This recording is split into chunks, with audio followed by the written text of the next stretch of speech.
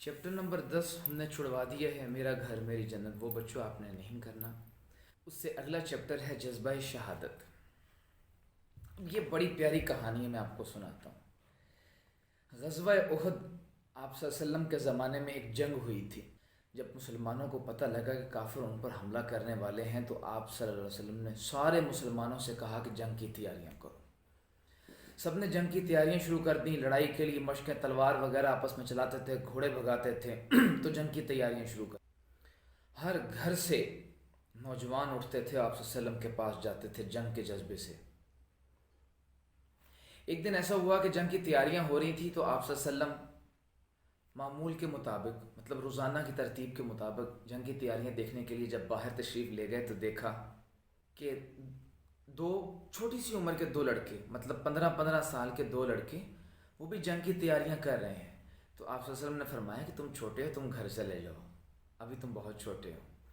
ایک لڑکے کا نام تھا سمرہ بن جندب اور دوسرے کا نام تھا رافع بن خدیج۔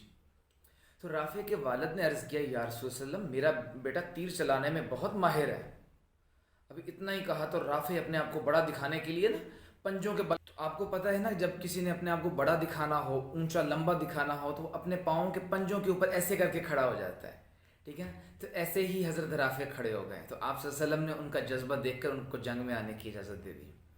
جب حضرت سمرہ نے یہ دیکھا کہ آپ صلی اللہ علیہ وسلم نے حضرت رافع کو اجازت دے دی تو مجھے کیوں نہیں دی، تو آپ نے آگے عرض کیا، یا رسول اللہ، میں رافع سے زیادہ طاقتور ہوں، اگر آپ ہم دونوں کی کشتی کروا دیں تو آپ دیکھ لینا میں اس کو گرا دوں گا، ہرا دوں گا اس کو۔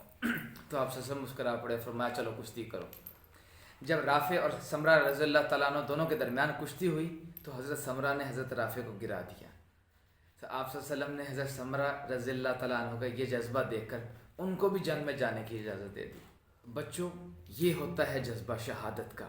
شہادت یعنی اللہ کی راہ میں شہید ہو جانے کا، اللہ کی راہ میں مر جانے کا۔ کویشچن ہے وہ ہے ٹک دا کریکٹ والا، آپ نے اس کو فل کرنا ہے، اس کے بعد توڑ جوڑ کے توڑ لکھنے ہیں، اس سے نیچے توڑ کے جوڑ ہیں، آپ نے یہ کرنے ہیں۔ باقی سارے سوال بھی اسی طرح کرنے ہیں، ان کے جواب آخر میں دیے ہیں۔ الفاظ اردو کے آخر میں، اس کہانی کے آخر میں دیے ہوئے ہیں جن کے جملے بنانے ہیں، ان الفاظ کے جملے آپ نے اپنے لفظوں میں بنانے ہیں۔